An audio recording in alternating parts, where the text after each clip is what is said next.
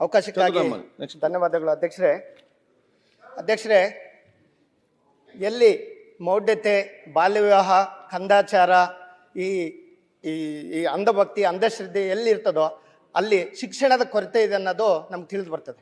ಅದಕ್ಕೆ ಎಕ್ಸಾಂಪಲ್ ಅಂತಂದರೆ ಈಗ ನಮ್ಮ ಉತ್ತರ ಕರ್ನಾಟಕ, ವಿಶೇಷವಾಗಿ ಕಲ್ಯಾಣ ಕರ್ನಾಟಕ.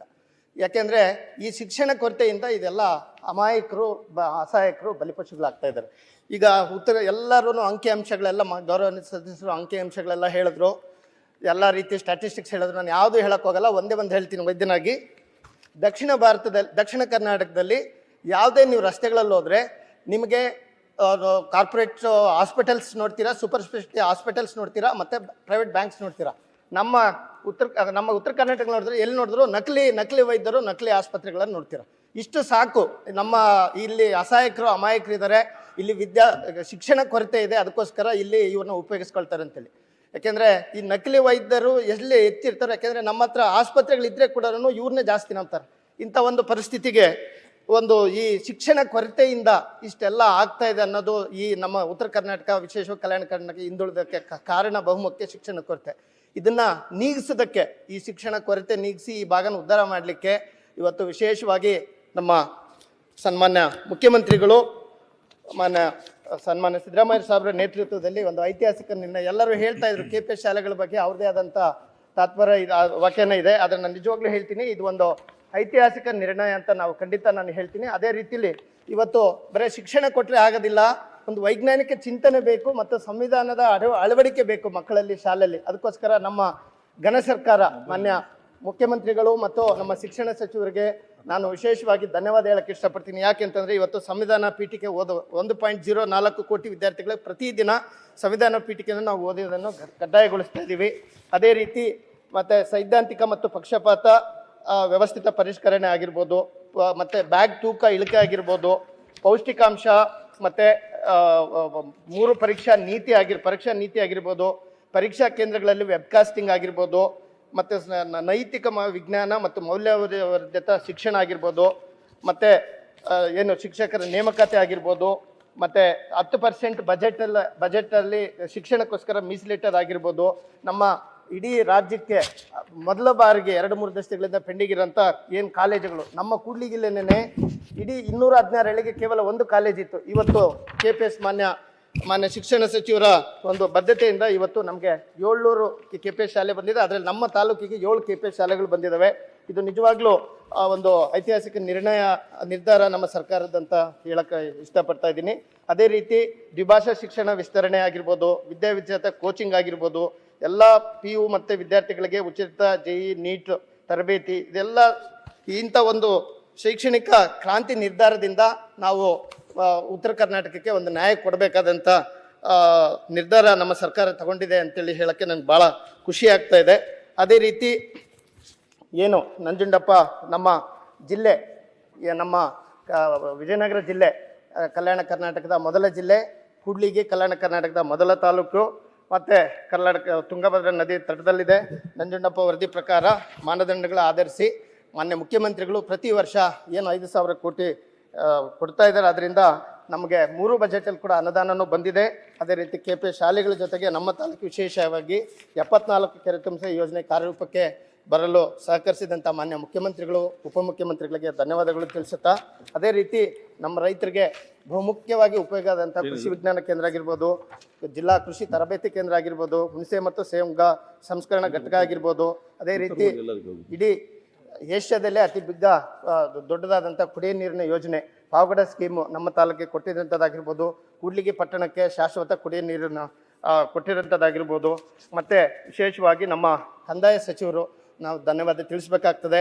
ಯಾಕೆ ಅಂತಂದರೆ ರಾಜ್ಯದಲ್ಲೇ ಅತಿ ಹೆಚ್ಚು ಕಂದಾಯ ಗ್ರಾಮಗಳು ಇವತ್ತು ನಮ್ಮ ಕೂಡ್ಲಿಗಿ ತಾಲೂಕಲ್ಲಿ ನಾವು ಮಾಡಿದ್ದೀವಿ. ಮತ್ತು ಈ ಪೌತಿ ಆಂದೋಲನ ಆಗಿರ್ಬೋದು, ದರ್ಖಾಸ್ತು ಕೋಡಿ ಆಗಿರ್ಬೋದು, ಮತ್ತು ಈ ರೆಕಾರ್ಡ್ಸ್ ಡಿಜಿಟಲೀಕರಣ ಆಗಿರ್ಬೋದು, ಇಂಥವೆಲ್ಲ ಐತಿಹಾಸಿಕ ನಿರ್ಧಾರಗಳು ನಮ್ಮ ಸರ್ಕಾರದಿಂದ ಆಗ್ತಾ ಇದೆ ಅನ್ನೋದು ನಿಜವಾಗ್ಲೂ ನಮಗೆ ಭಾಳ ಹೆಮ್ಮೆ ಇದೆ. ಅದೇ ರೀತಿ ಇಂಧನ ಇಲಾಖೆಯಲ್ಲಿ ಕೂಡ ಸುಮಾರು ತಾಲೂಕು ಮತ್ತು ಜಿಲ್ಲೆಯಲ್ಲಿರೋಂಥ ಎಲ್ಲ ಸ್ಟೇಷನ್ಗಳು ಇವತ್ತು ಕೆಪಾಸಿಟಿ ಎನ್ಹಾನ್ಸ್ಮೆಂಟ್ ಆಗ್ತಾ ಇದ್ದಾವೆ ಮತ್ತು ಅಪ್ಗ್ರೇಡೇಷನ್ ಆಗ್ತಾ ಇದೆ. ಸೊ ಇದು ನಿಜವಾಗ್ಲೂ ಭಾಳ ಒಳ್ಳೆಯ ನಿರ್ಧಾರ ಅಂತ ಹೇಳ್ತಾ, ಅದೇ ರೀತಿ ಈಗ ತಾಲೂಕಿಗೆ ಮತ್ತು ಜಿಲ್ಲೆಗೆ ಬೇಕಾಗಿರೋಂಥ ಕೆಲವು ಅತ್ಯವಶ್ಯಕ ವಿಷಯಗಳನ್ನ ನಾನು ಕೇವಲ ಒಂದು 5 ನಿಮಿಷದೊಳಗೆ ನಿಮಗೆ ಹೇಳಿಬಿಡ್ತೀನಿ ಮಾನ್ಯ ಅಧ್ಯಕ್ಷರೇ. ಮಾನ್ಯ ಅಧ್ಯಕ್ಷರೇ, ನಮಗೆ ಬಹುಮುಖ್ಯವಾಗಿ ಬೇಕಾಗಿರೋದು ಜಿಲ್ಲಾಸ್ಪತ್ರೆ ಇಲ್ಲಿ ಇದು ಆಲ್ಮೋಸ್ಟ್ ಪೂರ್ಣಗೊಂಡ್ರೆ ಕೂಡ ಆರ್ಥಿಕ ಇಲಾಖೆಯಲ್ಲಿ ಇದು ಒಂದು HR ಹ್ಯೂಮನ್ ರಿಸೋರ್ಸಸ್ ಮಾನವ ಸಂಪನ್ಮೂಲ ಅನುಮೋದನೆ ಕುಂಠಿತಗೊಂಡು ಇದಕ್ಕೋಸ್ಕರ ಇವತ್ತು ಅದು ಆಗದಲ್ಲೇ ಆಗಿದೆ. ನಮಗೆ ಈಗಲೂ ಬಳ್ಳಾರಿ ಮತ್ತು ಕೊಪ್ಪಳ ಮೆಡಿಕಲ್ ಕಾಲೇಜ್ನ ಅವಲಂಬಿಸಬೇಕಾಗಿದೆ. ಜಿಲ್ಲಾಸ್ಪತ್ರೆ ಇಲ್ದಿದ್ದು ಭಾಳ ಕಷ್ಟ ಆಗಿದೆ. ಅದೇ ರೀತಿ ತಾಯಿ ಮಕ್ಕಳ ಆಸ್ಪತ್ರೆ ಕೂಡ ಅಲ್ಲಿ ಹೊಸಪೇಟೆಯಲ್ಲಿದೆ. ಅದನ್ನು ಕೂಡ ಪೌಷ್ಟಿಕಾಂಶದ ಕೊರತೆ ಮತ್ತು ಅನಿಮಿಕ್ ಪೇಷಂಟ್ ಜಾಸ್ತಿ ಇರೋದ್ರಿಂದ ಅದನ್ನು ನಾವು 100 ಬೆಡ್ಗೆ ಉನ್ನತೀಕರಿಸಬೇಕಾಗಿದೆ. ಜಿಲ್ಲಾಸ್ಪತ್ರೆಗೆ ಸುಮಾರು 6 ತಿಂಗಳನ್ನು ಮಾನ್ಯ ಆರೋಗ್ಯ ಸಚಿವರು ಕೂಡ ಬಂದಿದ್ದಾರೆ. ಇದು ಮಾನ್ಯ ಮುಖ್ಯಮಂತ್ರಿಗಳಿಗೂ ಜಿಲ್ಲಾ ಉಸ್ತುವಾರಿ ಸಚಿವರ ಗಮನಕ್ಕೂ ಕೂಡ ಬಂದಿದೆ. ಜಿಲ್ಲಾ ಆಸ್ಪತ್ರೆನ ಆದಷ್ಟು ಬೇಗ ಸಂಪೂರ್ಣಗೊಳಿಸಿ ಅದನ್ನು ಸಾರ್ವಜನಿಕರ ಉಪಯೋಗಕ್ಕೆ ಮಾಡಿಕೊಡ್ಬೇಕಂತ ಹೇಳ್ತಾ, ಯಾಕೆಂದರೆ ಅಧ್ಯಕ್ಷರೇ, ಇವತ್ತು ಎಷ್ಟು ಅಮಾಯಕರಿದ್ದಾರೆ ತಾಲೂಕಲ್ಲಿ ನಮ್ಮ ಜಿಲ್ಲೆಯಲ್ಲಿ ಅಂದರೆ, ಇವತ್ತು ಪ್ರತಿಯೊಂದು ನಮ್ಮ ತಾಲೂಕು ಹೆಡ್ ಕ್ವಾರ್ಟ್ರಿಂದ ಮಣಿಪಾಲ್ಗೆ ಮತ್ತು ಮಂಗಳೂರಿಗೆ ಬಸ್ಸುಗಳಿದ್ದಾವೆ, ರಾತ್ರಿ ಬಸ್ಸುಗಳಿದ್ದಾವೆ. ಅವರು ಹೋರಾಟ ಮಾಡಿದ್ದಾರೆ ಜನಗಳು, ನಮ್ಮ ಮಣಿಪಾಲ್ ಬಸ್ ಬಿಡ್ರಿ, ಮಂಗಳೂರು NFIಗೆ ಹೋಗ್ತೀವಿ, ನಾವು ಕಸ್ತೂರ್ಬಾ ಹಾಸ್ಪಿಟ್ಲ್ಗೆ ಹೋಗ್ತೀವಿ ಅಂತೇಳಿ. ಯಾರು ಇಲ್ಲಿ ಜಿಲ್ಲಾಸ್ಪತ್ರೆ ಕೇಳ್ತಾ ಇಲ್ಲ. ಆದರೆ ತುಂಬ ಅವಶ್ಯಕವಾಗಿರೋದು ಅಲ್ಲಿ ಜಿಲ್ಲಾಸ್ಪತ್ರೆ ಇವತ್ತು ಕಂಪ್ಲೀಟ್ ಆಗಬೇಕಾಗಿದೆ. ಅದಕ್ಕೆ ಅನುದಾನದ ಕೊರತೆ ಇಲ್ಲ ಅಧ್ಯಕ್ಷರೇ. ಅಲ್ಲಿ KKRDB ಇಂದನೂ ಮತ್ತು KMRC ಇಂದನೂ ಅನುದಾನ ಇದೆ.